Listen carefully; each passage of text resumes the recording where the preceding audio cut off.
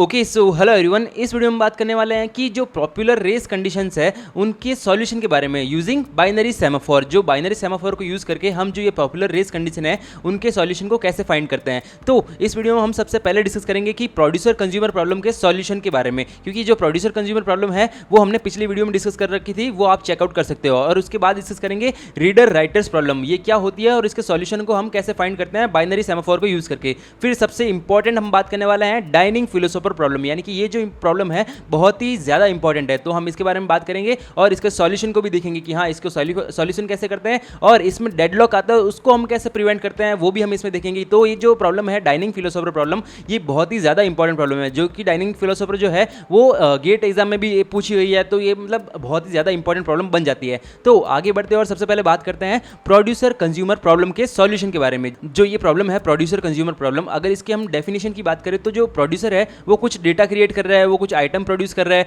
और कंज्यूमर क्या कर रहा है, कंज्यूमर उस डेटा को जो है कंज्यूम कर रहा है। एक ही जो है बफर है उनका वो सेम है। तो आप इसको पूरी को जो इसके फ्लॉज क्या क्या है, इसका जो है ये क्या होती है, तो इसके लिए मैंने एक प्रॉपर वीडियो बना रखी है, तो उसमें आप जाके प्रॉब्लम्स में चेक कर सकते हो। तो इसमें अब अगर मैं आपको बेसिक समझाऊं तो हमारे पास एक प्रोड्यूसर है, वो कुछ तो आइटम प्रोड्यूस कर रहा है, कुछ तो डेटा क्रिएट कर रहा है, उसको कंज्यूमर क्या कर रहा है, कंज्यूमर उसको कंज्यूम कर रहा है उस डेटा को। और जो शेयर्ड बफर है, जो वो मेमोरी शेयर कर रहे हैं, वो एक ही मेमोरी है। तो यहाँ पे हमने वो प्रॉब्लम डिस्कस करी थी। तो problem occur when process run concurrently without synchronisation, inconsistency and data loss, यानी कि हमारे पास अगर जो दोनों प्रोसेस है प्रोड्यूसर और कंज्यूमर, अगर मान लो एक प्रीएम्प्ट हो गया किसी एक इंस्ट्रक्शन के बीच में और दूसरा चालू हो गया, तो वहाँ पे हमारे पास प्रॉब्लम क्या आई थी, वहाँ पे हमारे पास बफर में तो मान लो 3 आइटम थे, तो हमें शो कितने कर रहे थे, शो कर रहे थे कि 4 आइटम है इसमें, तो वो हमारे पास प्रॉब्लम आई थी। तो उस प्रॉब्लम को हम सॉल्यूशन इसको कैसे देखेंगे, तो हमारे पास सॉल्यूशन कैसे करते हैं, हमने क्या कर दिया, जो हमारे पास वो कोड था उस कोड को एक बात तो आपको पहले बता दूं मैं कि जो हम सारी प्रॉब्लम डिस्कस करेंगे उनके कोड को रटने की कोई ज़रूरत नहीं है आपको।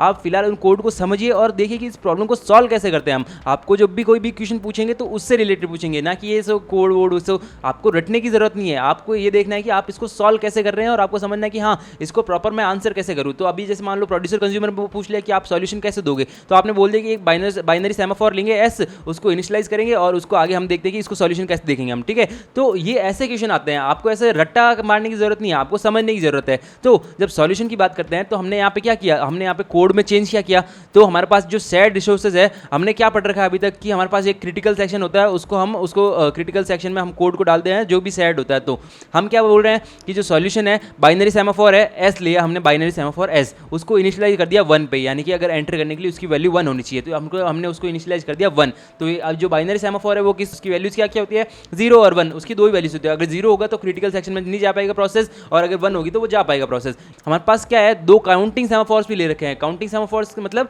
जो उसकी वैल्यू क्या होती है, माइनस इनफाइनाइट से प्लस इनफाइनाइट तक काउंटिंग सेमाफोर्स की वैल्यू होती है। हमने दोनों सेमाफोर्स देख रखे हैं, आप वो भी चेकआउट कर सकते हो, मैंने आपको बता भी दिया। और अब जो काउंटिंग सेमाफोर्स है वो कौन कौन से है, एक काउंटिंग सेमाफोर है हमारे पास एम्प्टी और एक काउंटिंग सेमाफोर है हमारे पास फुल। अब आप बोलोगे सेमाफोर क्या होता है, क्या है, तो सेमाफोर क्या होता है कि इंटीजर वेरिएबल होता है। अब आप बात करेंगे काउंटिंग सेमाफोर में एम्प्टी क्या कर रहा है, एम्प्टी क्या शो कर रहा है, एम्प्टी शो कर रहा है कि जो हम शेयर कर रहे हैं बफर उसमें हमारे पास कितने स्लॉट्स है वो एम्प्टी पड़े हैं। और फुल क्या शो कर रहा है, फुल कर रहा है कि हमारे पास कितने नंबर ऑफ स्लॉट्स हमने भर रखे हैं। तो ये हमने 3 सेमाफोर ले लिए, एस, एम्प्टी और फुल, ये हमने ले लिए। अब जो हमारा प्रोड्यूसर का कोड है वो क्या है, down empty down S, buffer in is equal to item in is equal to in plus 1 mod N, और अप एस अप फुल। अब आप बोलोगे आपने ये कोड तो ऐसे एकदम तोते की तरह बोल दिया, अब इसको समझाएगा कौन, मैं ही समझाऊंगा।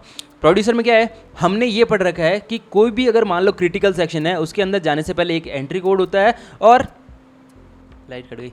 तो हमने ये पढ़ रखा कि जो भी कोई क्रिटिकल सेक्शन होता है उसके लिए सबसे पहले हम एंट्री कोड लिखते हैं और उसको एग्जिट करने के लिए हम उसका एग्जिट कोड भी लिखते हैं। तो कोई भी प्रोसेस अगर एंट्री कोड से होकर आएगा तभी उसको क्रिटिकल सेक्शन में जो है एंटर करने दिया जाएगा, और उसके बाद एग्जिट कोड उसको परफॉर्म करना पड़ेगा। तो प्रोड्यूसर के लिए हमने कोड क्या लिख दिया, हमने लिख दिया कि डाउन एम्प्टी, कोई भी प्रोसेस आएगा वो पहले क्या करेगा, पहले करेगा जो एम्प्टी की वैल्यू है उसको डाउन करेगा, और फिर जो एस सेमाफोर है उसको डाउन करेगा, और उसके बाद जो है क्रिटिकल सेक्शन में आएगा। उसमें क्रिटिकल सेक्शन में क्या है हमारे पास, बफर इन। अब इन क्या है यहाँ पे अब इन है जो कि हमारे पास जो बफर है उसमें कौन सी जगह पे अब हम प्रोड्यूस कर सकते हैं आइटम, जैसे मान लो ए बी सी 3 आइटम हमने प्रोड्यूस कर रखे हैं, तो हमारे पास इन जो है वो शो क्या करेगा, 3 शो करेगा कि हमारे पास 4th लोकेशन में जगह पड़ी है। तो buffer in is equal to item, हम यहाँ पे आइटम पुश कर सकते हैं। फिर जैसे ही हमने आइटम वहाँ पे पुश कर दिया तो वहाँ पे क्या होगा, N is equal to in plus 1, क्योंकि वहाँ पे हमें इन की वैल्यू भी तो बढ़ानी पड़ेगी, हमारे पास इतनी जगह खाली हो गई। और मॉड एन, हमने मॉड एन लगा रखा है। अब हम इसको केस से सॉल्व करते हैं और जब हम एग्जिट करेंगे इसको तो एग्जिट कैसे करेंगे, अप एस, यानी कि जो एस की वैल्यू है उसको अप कर दो और फुल क्या है उसकी वैल्यू को भी अप कर दो। अब इसको हम केस में देखते हैं आपको बेटर अंडरस्टैंडिंग के लिए। अब हमारे पास केस फर्स्ट क्या है, अगर हम सीक्वेंशियल एग्जीक्यूशन करें बिना किसी प्रीएम्पशन के, तो बिना किसी प्रीएम्पशन के अगर हम सीक्वेंशियल एग्जीक्यूशन करें तो हमारे पास बफर स्लॉट कितने थे, हमारे पास बफर स्लॉट 8 थे। तो हमारे पास जो है उसमें से कितने भर रखे हैं हमने मैं अभी बोला कि हमने 3 भर रखे हैं, तो ABC हमने उसमें आइटम डाल रखे हैं। तो जो हमारे पास एम्प्टी है उसकी वैल्यू क्या होगी, एम्प्टी की वैल्यू होगी 5 और फुल की वैल्यू होगी 3। ये हमारे पास दे रखा है, हमारे पास ये एग्जांपल हमने ले रखा है। अब प्रोड्यूसर आया, प्रोड्यूसर ने बोला कि मेरे को आइटम डी अभी प्रोड्यूस करना है, तो वो क्या करेगा, सबसे पहले एंट्री का कोड चलाएगा। एंट्री का कोड क्या है, डाउन कर दो एम्प्टी की वैल्यू, तो एम्प्टी की वैल्यू 5 से क्या हो जाएगी 4। फिर कर दो डाउन कर दो एस की वैल्यू, तो एस की वैल्यू क्या है 1 है और वो क्या है बाइनरी सेमाफोर है, तो 1 से हो जाएगी 0, तो डाउन कर दी एस की वैल्यू भी। फिर क्या किया, उसने क्रिटिकल सेक्शन में आ गया। अब वो क्रिटिकल सेक्शन में आके उसने इनको एग्जीक्यूट करके आइटम अपना प्रोड्यूस किया। अब इन कहाँ पे शो कर रहा है, इंडेक्स नंबर 3, यानी कि वो जो पोजीशन 4th है वहाँ पे वो शो कर रहा है कि यहाँ पे आप आइटम नंबर जो है डी आप प्रोड्यूस कर सकते हो। तो उसने क्या किया,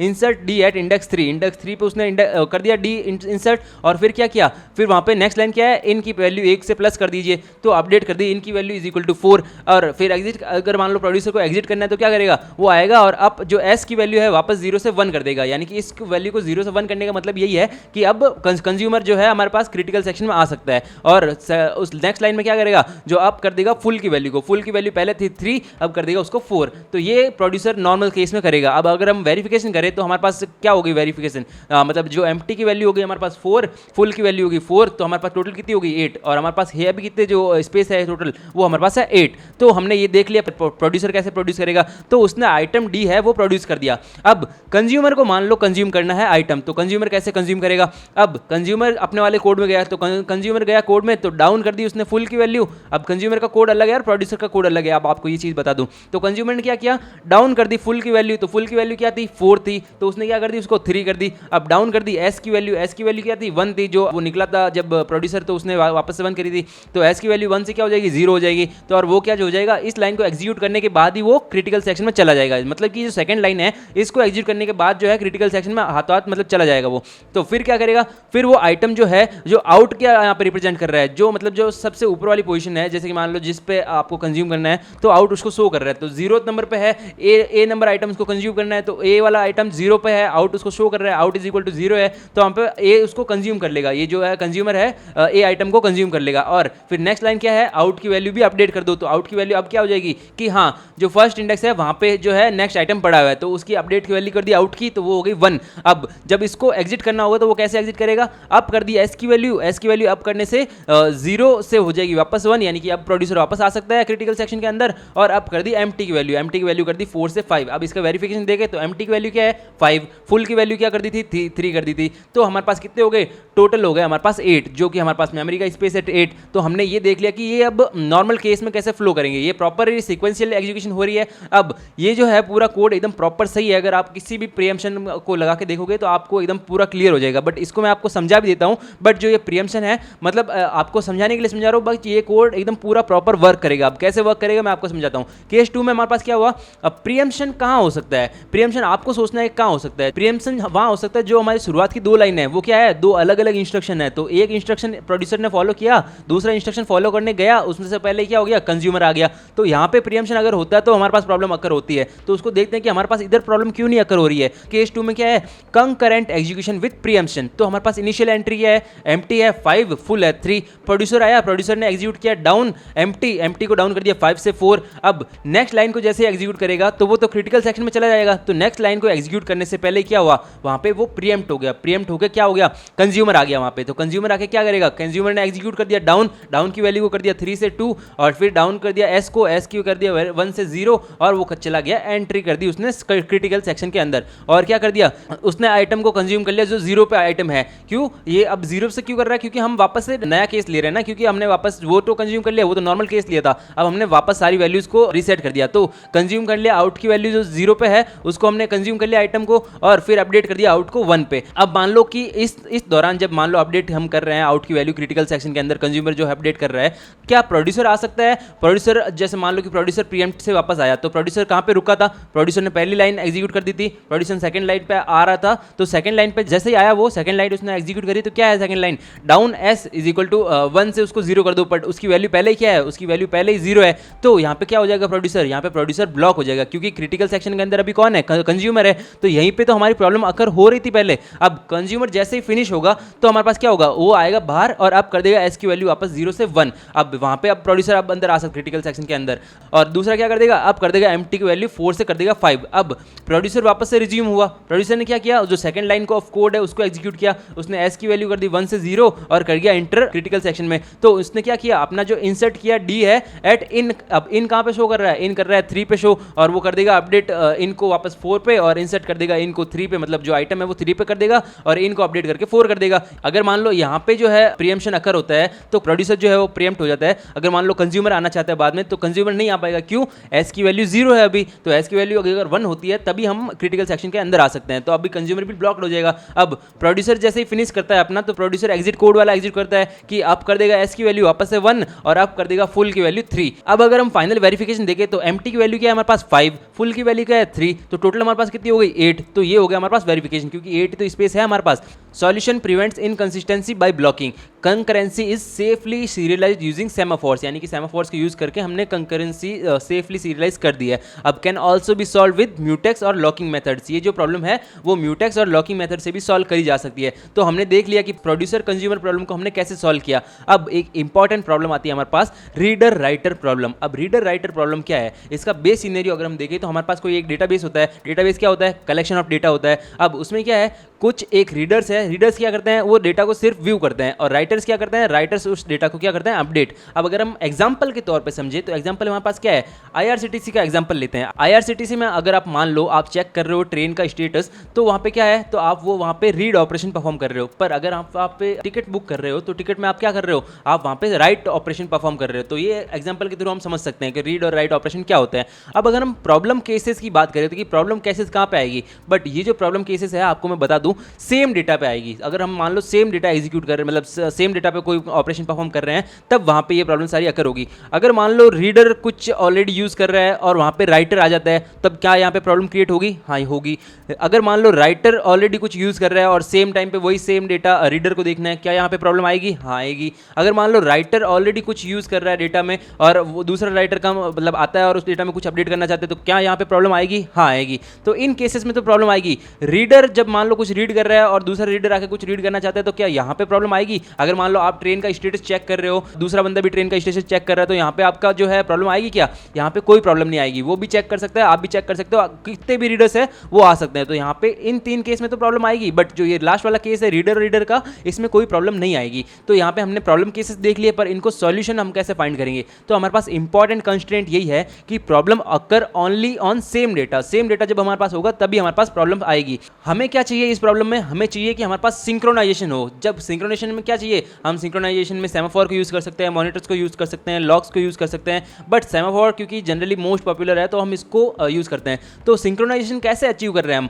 अगर मान लो कोई रीडर आ रहा है तो उस टाइम पे कोई राइटर नहीं आए, अगर मान लो कोई राइटर यूज कर रहा है तो उस टाइम पे कोई राइटर या रीडर ना आए, और अगर मान लो कोई रीडर आ रहा है तो हम रीडर को दूसरे रीडर को अलाउ करें। तो ये हमारे पास सिंक्रोनाइजेशन ऐसे अचीव करना है। अब हमारा गोल है, जो हमारे पास 3 केसेस है उनको प्रिवेंट करना है, reader writer, writer reader, writer और अनदर राइटर, इनको प्रिवेंट करना है। और अलाउ किसको करना है, रीडर को अलाउ करना है। Allow multiple readers simultaneously, any number, चाहे वो 100 रीडर हो, चाहे 200 रीडर हो, चाहे 1000 रीडर हो, चाहे लाख रीडर हो, हमें उनको अलाउ करना है। अब हमारे पास अगर सॉल्यूशन कोड की हम बात करें तो आपको मैंने पहले ही बोला है कि कोड को रटने की कोई जरूरत नहीं है, मैं आपको पूरा एकदम एक्सप्लेन करता हूं, आपको सिर्फ प्रॉब्लम समझने की जरूरत है। हमारे पास वेरिएबल क्या दे रखा है, इंट आरसी इक्वल टू 0। अब आरसी क्या है, यहाँ पे आरसी है रीड काउंट। अब रीड काउंट है यहाँ पर सेमाफोर हमने क्या ले रखा है, म्यूटेक्स ले रखा है 1 और डीबी ले रखा है 1। हमारे पास दो सेमाफोर हमने ले रखे हैं, ये बाइनरी सेमाफोर है हमारे पास। अब रीडर का कोड क्या है, अगर मान लो हमने इसको सॉल्व कैसे कर रहे हैं, तो रीडर का कोड है down mutex RC is equal to RC plus 1 if RC is equal to 1 down DB up mutex critical section.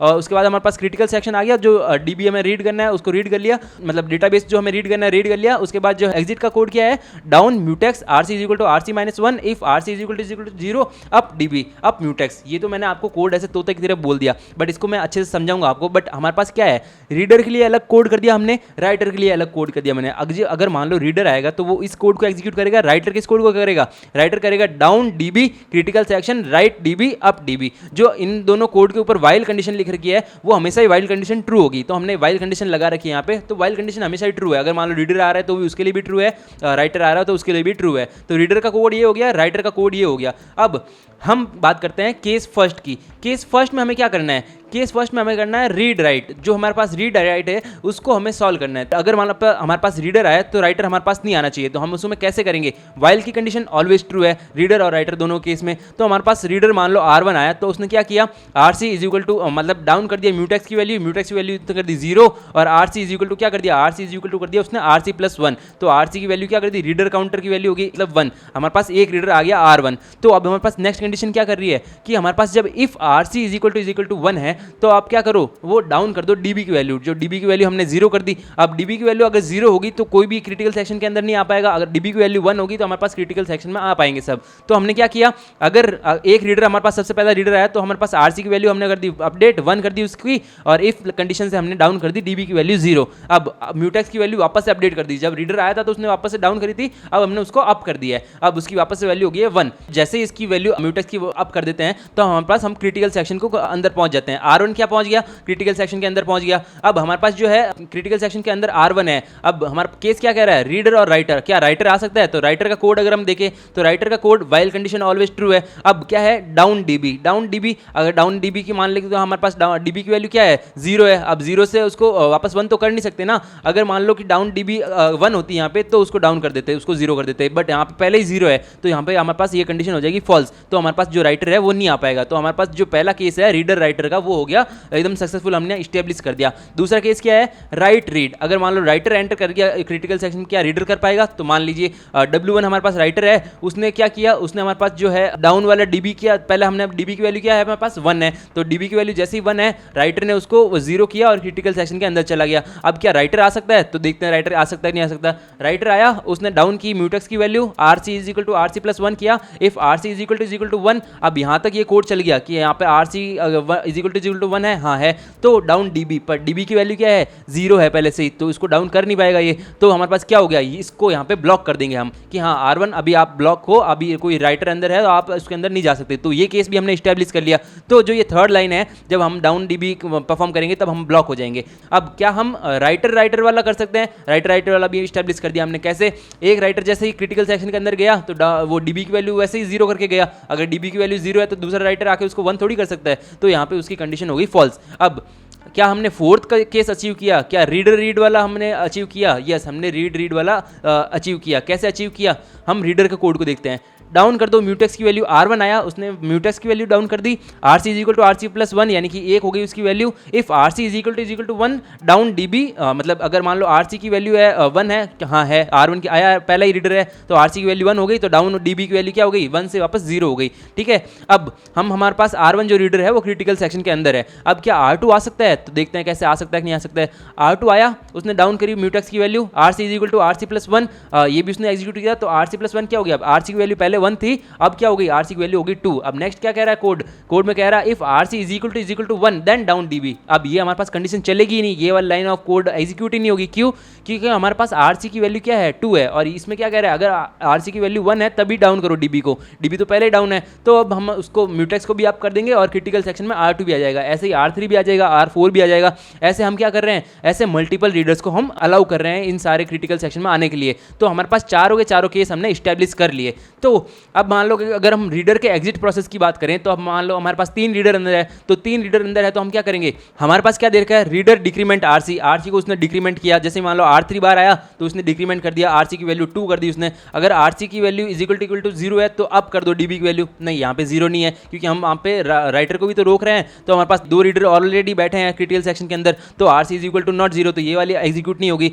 Ensure writer only get access after last reader exit, last reader निकलेगा तब RC की value 0 होगी ना। ये हम यहाँ पे mutex की वैल्यू अप क्यों कर रहे हैं, क्योंकि हमें दूसरे रीडर्स को भी तो अलाउ करना है। अगर मान लो वो आ रहे हैं तो अगर एक एग्जिट हो रहा है तो दूसरे मान लो आना चाहते हैं तो उनको तो अलाउ करना है ना, तो यहाँ पे हमने म्यूटेक्स की वैल्यू अप कर दी। अब जो R2 आएगा तो R2 भी एक डिक्रीमेंट कर देगा तो RC की वैल्यू हो गई 1। अब R1 आएगा जैसे ही बाहर लास्ट वाला रीडर है तो यहाँ पे हमारे पास RC की वैल्यू क्या हो गई, RC की वैल्यू हो गई 0, तो RC इज इक्वल टू 0, तो अब वैल्यू कर दो DB की अप।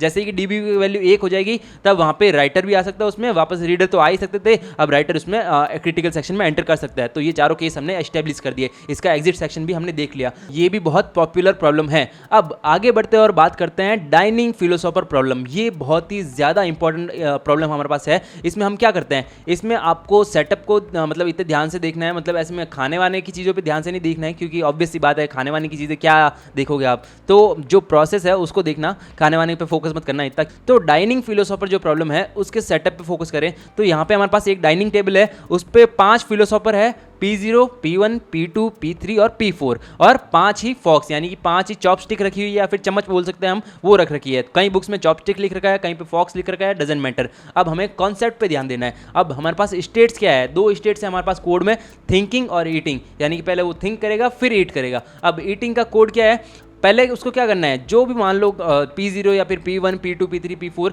इन दोनों में से कोई भी जो है अगर मान लो फॉक उठाता है यानी कि चॉपस्टिक उठाता है तो वो क्या उठाएगा, पहले लेफ्ट फॉक को उठाएगा फिर राइट फॉक को उठाएगा। आप डाइनिंग टेबल वाला जो स्क्रीन पे आपको एग्जांपल दिख रहा है उसमें आप देख सकते हो कि पहले लेफ्ट फॉक उठाएगा, अगर P0 आएगा तो उसका लेफ्ट फॉक उठाएगा और P0 बाद में उसका राइट फॉक उठाएगा, फिर उसको ईट करेगा और फिर वापस से राइट फॉक है वो पुट करेगा और फिर बाद में लेफ्ट फॉक है वो पुट करेगा। ये उसमें हमारे पास कोड दे रखा है ईटिंग का। अब केस क्या दे रखा है, केस फर्स्ट है सीक्वेंशियल एग्जीक्यूशन। सीक्वेंशियल एग्जीक्यूशन की अगर हम बात करें तो P0 आया, P0 ने पहले क्या किया, P0 ने उठाया P0 वाला F0 वाला फॉक उठाया, फिर F1 वाला फॉक उठाया और खाना खाया, ईट किया और वापस बाद में वो दोनों फॉक्स वापस नीचे रखे और वापस चला गया। और इतने में P2 आया, P2 ने भी सेम प्रोसेस किया, P3 ने भी सेम प्रोसेस किया, P4 ने भी सेम प्रोसेस किया और सारे के सारे ये हमारे पास सीक्वेंशली अगर मान लो एक के बाद एक आ रहे हैं तो वो फॉलो हो रहा है, ये वर्क फाइन, यानी कि इसमें कोई प्रॉब्लम हमारे पास नहीं आ रही है। बट केस 2 में क्या है, केस 2 में हमारे पास आया P0 पहले, P0 ने क्या किया, F0 को उठाया,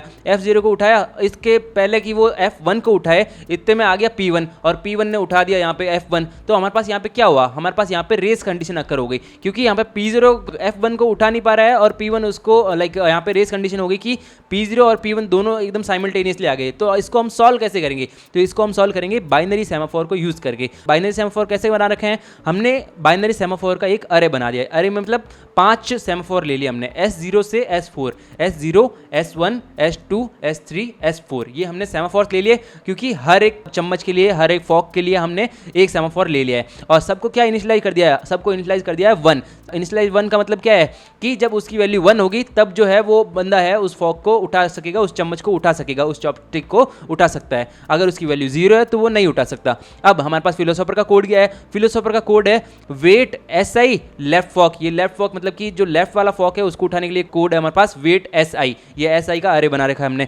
फिर बाद में वेट, अब मैंने आपको बता रखा है पहले भी कि जो वेट और सिग्नल है वो सेम ही है। P बोलो इसको, वेट को क्या बोलो P बोल सकते हो आप, डाउन बोल सकते हो, सिग्नल को क्या बोल सकते हो आप, सिग्नल को आप V बोल सकते हो, इसको आप बोल सकते हो। तो ये सेम ऑपरेशन है, जस्ट बिकॉज आपको मैंने मतलब ये सारे सब कुछ चीज़ें पता लगे तो मैंने ऐसे जानबूझ के इसका एग्जाम्पल लिया है। अब वेट SI यानी कि हमारे पास हम कर रहे हैं उसकी वैल्यू डाउन कर रहे हैं हम, तो वेट SI जो SI की वैल्यू है उसको इनिशियलाइज अभी 1 है तो इसकी 0 कर दो। अगर मान लो P0 आएगा तो वो F0 की वैल्यू 0 कर देगा।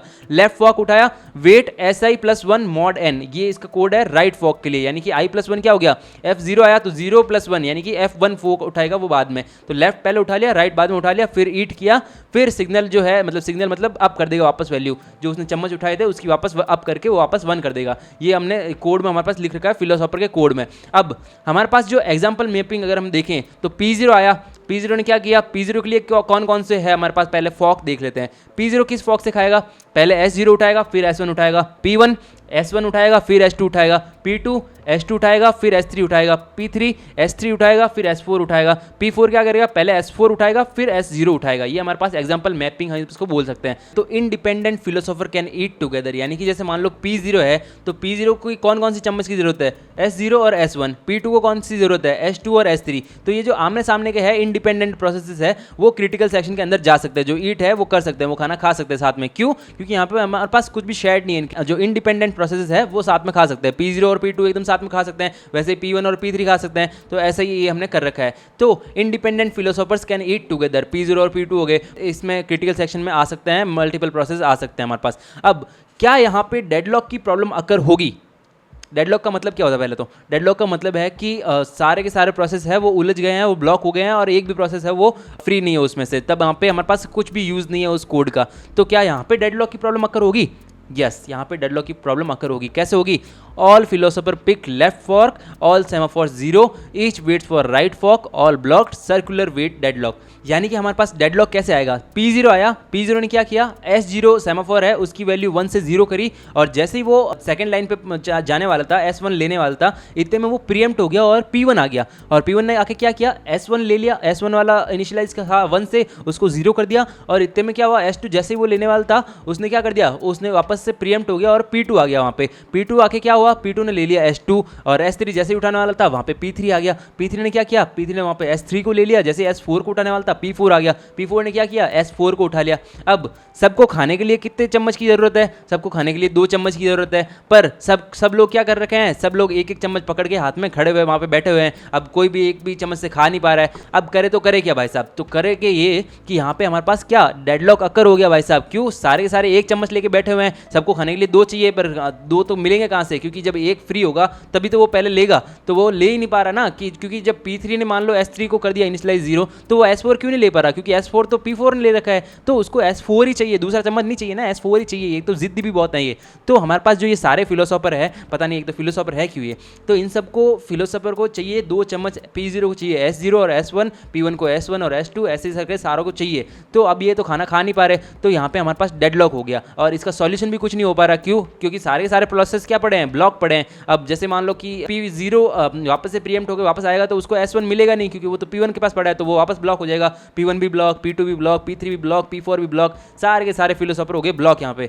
तो हम इसको डेडलॉक को प्रिवेंट कैसे करेंगे? तो डेडलॉक को प्रिवेंट करने के लिए हमने क्या किया, किसी भी एक फिलोसोफर को उठाओ, हम यहाँ पे उठा रहे हैं P4 को, और उसके स्विच कर दो। जो हमारे पास पहले लेफ्ट फॉक उठा रहा था उसको हम क्या करेंगे, P4 को बोलेंगे अब आप राइट फॉक पहले उठाओ फिर लेफ्ट उठाओ। तो इसमें क्या होगा, जब सब सारे के सारे आए P0 से P3 तक सारों ने लेफ्ट फॉक उठा लिए, सारे के सारे अभी लेके बैठे हुए हैं। अब P4 आया जैसे ही, तो P4 पहले कौन सा उठाएगा, राइट फॉक उठाएगा। राइट फॉक कौन सा है उसका, S0 है राइट फॉक। तो S0 तो किसने उठा रखा है, P0 ने उठा रखा है। तो जैसे ही वो S4 मतलब S4 को उठाने वाले से पहले ही, जब S0 को उठाने वाला था, तो S0 को उठाने से पहले ही वो ब्लॉक हो गया। तब क्या हुआ, यहाँ पे S4 है अभी भी अवेलेबल है, तो S4 जैसे ही अवेलेबल है, तो जब P3 वापस आएगा, तो P3 वापस आके P3 के पास S3 का है, और वो क्या चाहता है कि उसको S4 मिल जाए, और वहाँ पे क्या पड़ा है, S4 पड़ा है। तो S4 उसने उठाया, खाना खाया, फ्री हुआ, तो उसने क्या कर दिया, उसने वापस क्या कर दिया, उसने S2 को फ्री कर दिया। तो S2 को जैसे ही फ्री किया, तो P2 को क्या चाहिए, P2 को S2 चाहिए।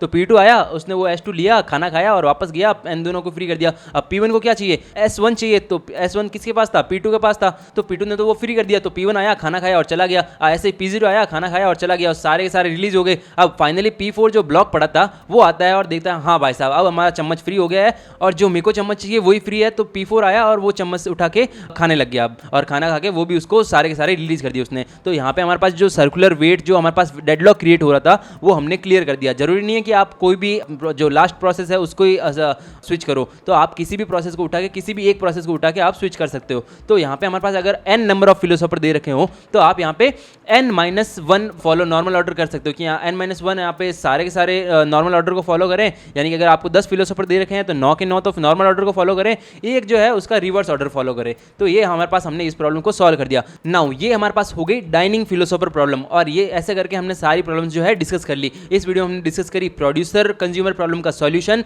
रीडर राइटर प्रॉब्लम क्या होती है और उसका सॉल्यूशन क्या है, और डाइनिंग फिलोसोफर प्रॉब्लम को हमने डिस्कस करके सॉल्व भी कर दिया। जो ये प्रॉब्लम थी डाइनिंग फिलोसोफर प्रॉब्लम बहुत ही ज्यादा इंपॉर्टेंट है। तो इस वीडियो के लिए बस इतना ही, मिलते हैं हम आपको नेक्स्ट वीडियो में, तब तक के लिए बाय बाय।